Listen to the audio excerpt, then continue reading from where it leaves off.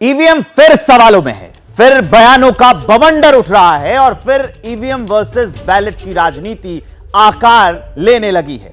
नमस्कार, मैं हूं विवेक श्रीवास्तव। इसमें खास बात यह है कि इस बार ईवीएम से जुड़ी कंट्रोवर्सी का दायरा सिर्फ अपने देश तक नहीं है, बल्कि इंटरनेशनल है। नई कंट्रोवर्सी की जड़ में अमेरिकी उद्योगपति एलन मस्क का एक ट्वीट है, जिसके सामने आते ही देश के अंदर कुछ दिनों से ईवीएम के मुद्दे पर छाई खामोशी टूट गई। राहुल गांधी से लेकर अखिलेश यादव तक विपक्ष के तमाम नेता ईवीएम के मुद्दे पर आक्रामक हैं। चुनाव आयोग भी एक्शन में है।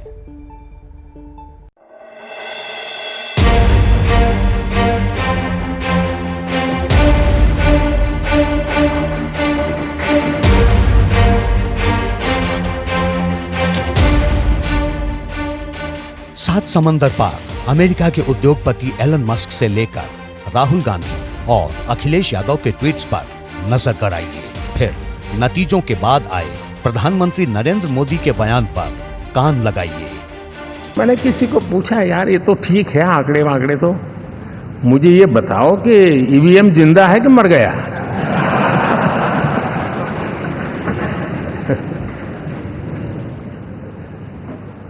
क्योंकि ये लोग तय करके बैठे थे कि भारत के लोकतंत्र और लोकतंत्र की प्रक्रिया के प्रति विश्वास ही लोगों का उठ जाए, और लगातार ईवीएम को गाली देना। और मुझे तो लगता था कि शायद इस बार वो ईवीएम की अर्थी का जुलूस निकालेंगे।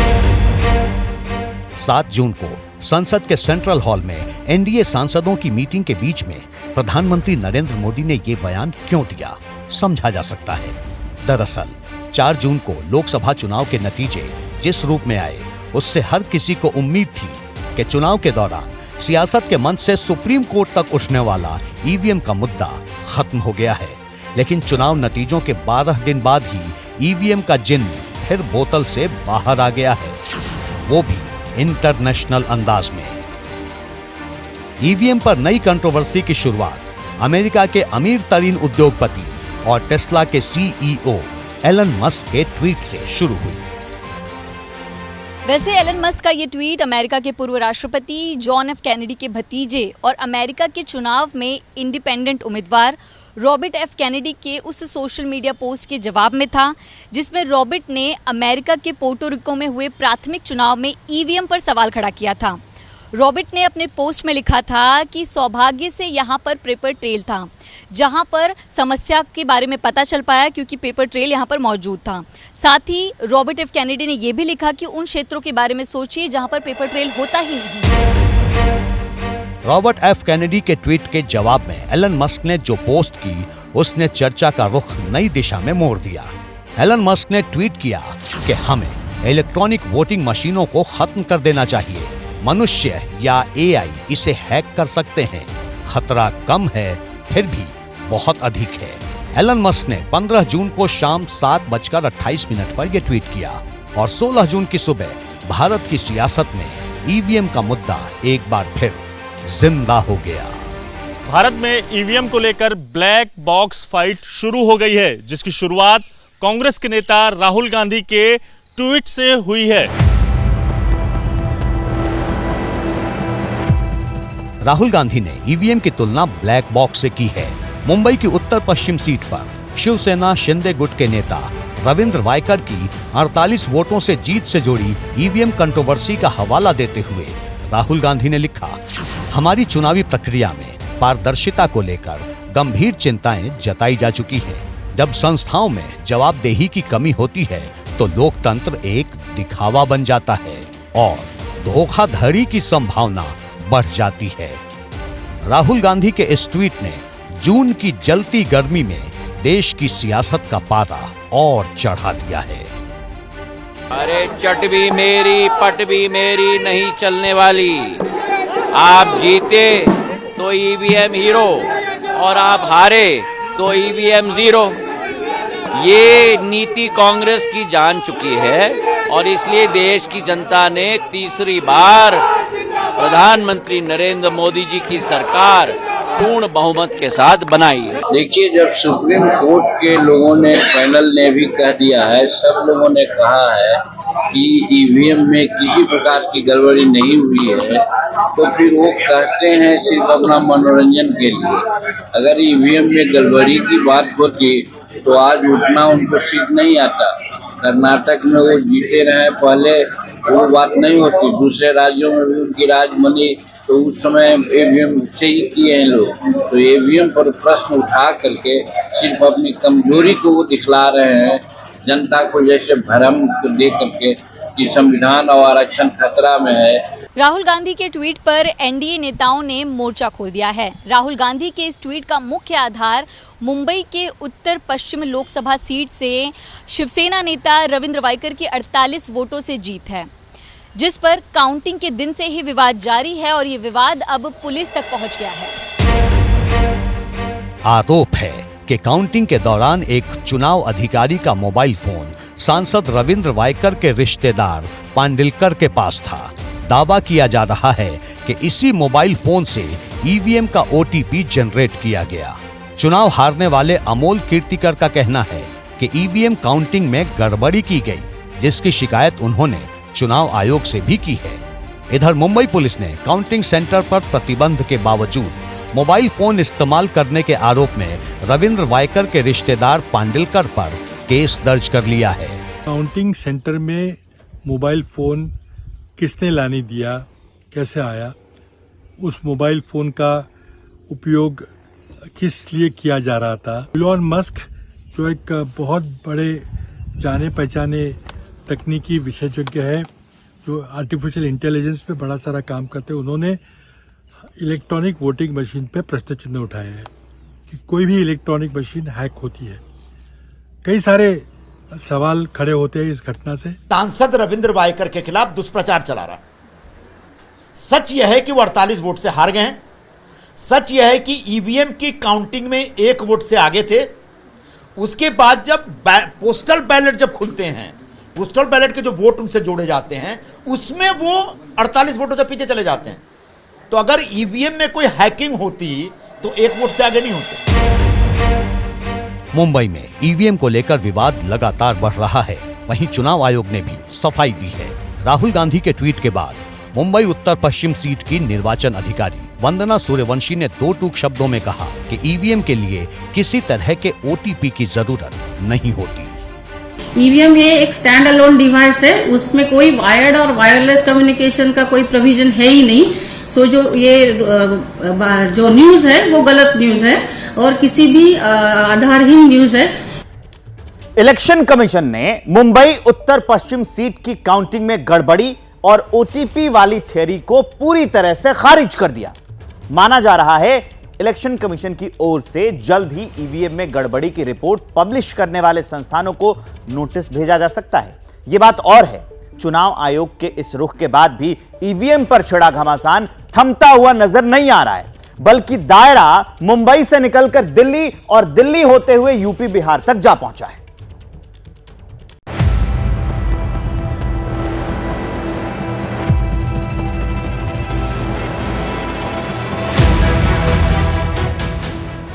राहुल गांधी ने मुंबई उत्तर पश्चिम सीट की काउंटिंग में ईवीएम की गड़बड़ी से जुड़ी रिपोर्ट्स का हवाला देकर सवाल उठाए, तो यूपी में उनके सहयोगी समाजवादी पार्टी के अध्यक्ष अखिलेश यादव ने एलन मस्क के ट्वीट के आसरे ईवीएम विरोध का नारा बुलंद कर दिया है। उन्होंने लिखा, टेक्नोलॉजी समस्याओं को दूर करने के लिए होती है, अगर वही मुश्किलों की वजह बन जाए तो उसका इस्तेमाल बंद कर देना चाहिए। आज जब विश्व के कई चुनाव में ईवीएम को लेकर गड़बड़ी की आशंका जाहिर की जा रही है और दुनिया के जाने माने टेक्नोलॉजी एक्सपर्ट्स ईवीएम में हेराफेरी के खतरे की ओर खुलेआम लिख रहे हैं, तो फिर ईवीएम के इस्तेमाल की जिद के पीछे की वजह क्या है, ये बात बीजेपी साफ करे। आगामी सभी चुनाव बैलेट पेपर से कराने की अपनी मांग को हम फिर दोहराते हैं, यानी सियासी लड़ाई एक बार फिर ईवीएम बनाम बैलेट पेपर की हो चली है, क्योंकि ईवीएम पर सवाल उठाने वालों में बिहार के राष्ट्रीय जनता दल का नाम भी जुड़ गया है। आरजेडी की पोस्ट में लिखा गया है, मोदी जी के परम मित्र, ट्विटर के मालिक और लेटेस्ट तकनीक के एक्सपर्ट एलन मस्क कह रहे हैं कि चुनाव में ईवीएम का इस्तेमाल एकदम बंद होना चाहिए। ईवीएम मशीन हैक की जा सकती है। प्यूर्टो रिको के चुनाव में ईवीएम में गड़बड़ी पाए जाने के संबंध में उन्होंने ये बात कही है। ईवीएम का जो मसला है वो सिर्फ भारत तक सीमित नहीं है, पूरी दुनिया में ये एक समस्या थी और इसीलिए तमाम जो लोकतांत्रिक देश है, डेवलप देश हैं, वो सभी लोगों ने अपने यहाँ से ईवीएम ख़त्म कर दिया। तो हम लोगों को ये देखने की आवश्यकता है कि भाई आखिर क्या कारण है कि जिन लोगों ने ईवीएम का ईजाद किया उन्होंने भी अपने यहाँ बंद कर दिया उसका इस्तेमाल। तो कोई ना कोई वजह होगी, कोई ना कोई कारण होगा, तो उसकी खोज होनी चाहिए। वही ईवीएम मशीन के आधार पर कई राज्यों में कांग्रेस पार्टी अभी हाल ही में जीती है, लोकसभा में भी उनकी सीटें आई हैं। तो इससे क्या लग रहा है कि ईवीएम में घोटाला है क्या? सीट उनके भी आए हैं और उससे घोटाला कैसे हो गया? तो कांग्रेस पार्टी, उनकी शायद राजनीति अब सकारात्मक राजनीति रही ही नहीं। अब सवाल है, क्या वाकई ईवीएम में छेड़छाड़ की जा सकती है? क्या भारतीय ईवीएम को हैक किया जा सकता है? यूएसए के ईवीएम में गड़बड़ी पर भारत में हंगामा क्यों मचा है? ईवीएम को सुप्रीम कोर्ट से क्लीन चिट मिलने के बाद भी सियासी बखेड़ा क्यों है? ये सवाल इसलिए क्योंकि जैसे ही एलन मस्क का ट्वीट आया, भारत में सियासी पारा चढ़ना शुरू हुआ, तो पूर्व केंद्रीय मंत्री राजीव चंद्रशेखर ने एलन मस्क को जवाब देते हुए सोशल मीडिया प्लेटफॉर्म एक्स पर कई अहम बातें लिखी। दूसरा, सुप्रीम कोर्ट भी कह चुका है कि ईवीएम में गड़बड़ी की कोई गुंजाइश ही नहीं। पहले देखिए एलन मस्क को राजीव चंद्रशेखर ने क्या कुछ जवाब दिया। उन्होंने लिखा, ये एक जनरल स्टेटमेंट है जिसका अर्थ है कि कोई भी सुरक्षित डिजिटल हार्डवेयर नहीं बना सकता। ये गलत है। ये विचार अमेरिका और अन्य स्थानों पर भी लागू हो सकता है जहां इंटरनेट से जुड़ी वोटिंग मशीन के लिए कंप्यूटर प्लेटफॉर्म बनाया जाता है। लेकिन भारतीय ईवीएम कस्टम डिजाइन किए गए हैं, सुरक्षित और किसी भी नेटवर्क या मीडिया से अलग थलग हैं। कोई कनेक्टिविटी नहीं, कोई ब्लूटूथ नहीं, वाईफाई, इंटरनेट नहीं, यानी कोई रास्ता नहीं है। फैक्ट्री प्रोग्राम को बदला नहीं जा सकता। इलेक्ट्रॉनिक वोटिंग मशीनों को ठीक से डिजाइन कर बनाया जा सकता है, जैसा कि भारत ने किया है। हमें एक ट्यूटोरियल चलाने में खुशी होगी एलन। हालांकि जैसे ही राजीव चंद्रशेखर की ओर से यह ट्वीट किया गया, तुरंत बाद एलन मस्क ने दूसरा ट्वीट किया जिसमें उन्होंने दो टूक लहजे में कहा, किसी भी इलेक्ट्रॉनिक डिवाइस को हैक किया जा सकता है। इस पर राजीव चंद्रशेखर ने एक और ट्वीट कर साफ किया कि भारतीय ईवीएम को हैक नहीं किया जा सकता क्योंकि भारत में इस्तेमाल होने वाली ईवीएम बिल्कुल अलग है। एलन मस्क के ट्वीट के बाद सोशल मीडिया से लेकर सियासी गलियारों तक ईवीएम पर एक नई बहस छिड़ गई है। चुनाव आयोग की सेफ और सुरक्षित ईवीएम वाली दलीलों और कुछ दिन पहले ही आए सुप्रीम कोर्ट के फैसले के बावजूद सवाल उठने लगा है कि क्या ईवीएम सेफ है। मौजूदा वक्त में दुनिया भर के 26 देशों में चुनाव के लिए ईवीएम का इस्तेमाल होता है। इनमें कुछ देश राष्ट्रव्यापी स्तर पर ईवीएम का इस्तेमाल करते हैं, तो कई देशों में ईवीएम का इस्तेमाल एक सीमित दायरे में होता है। एक तथ्य यह भी है कि यूरोप के कई देशों में ईवीएम का इस्तेमाल बंद हो चुका है, जिसे लेकर विपक्ष की ओर से बार बार यह दलील दी जाती है।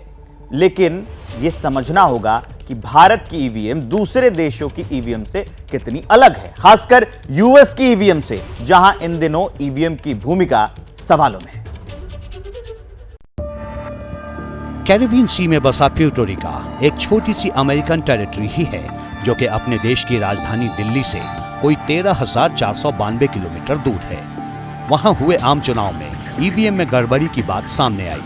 रॉबर्ट एफ कैनेडी से लेकर एलन मस्क के ट्वीट में इसी द्वीप में हुए चुनाव का हवाला दिया गया है, पर तपिश भारत तक महसूस की जा रही है।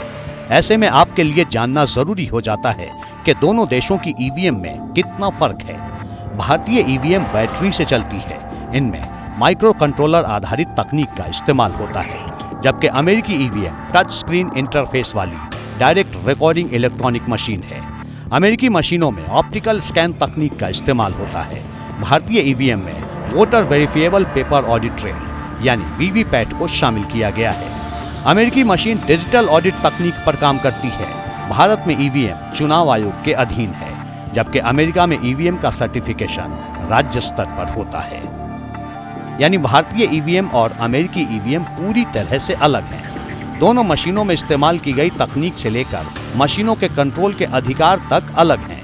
ऐसे में अमेरिका में ईवीएम में पाई गई गड़बड़ी को भारत की ईवीएम मशीनों से जोड़ना शायद पूरी तरह सही नहीं है। भारतीय चुनाव आयोग भी लगातार यही दलील देता रहा है। इलेक्शन डिपार्टमेंट की तरफ से हमें ये कहना है कि ईवीएम के लिए कोई अनलॉकिंग के लिए ओटीपी नहीं आता है। एक तथ्य ये भी है कि अप्रैल महीने की 26 तारीख को जब लोकसभा चुनाव के दूसरे चरण की वोटिंग हो रही थी, सुप्रीम कोर्ट ने ईवीएम की पवित्रता पर मोहर लगा दी। 26 अप्रैल 2024 को सुप्रीम कोर्ट ने साफ लफ्जों में कहा कि ईवीएम पर संदेह की कोई वजह नहीं है। हालांकि सियासी गलियारों में ईवीएम पर सवाल फिर से उठने लगे हैं।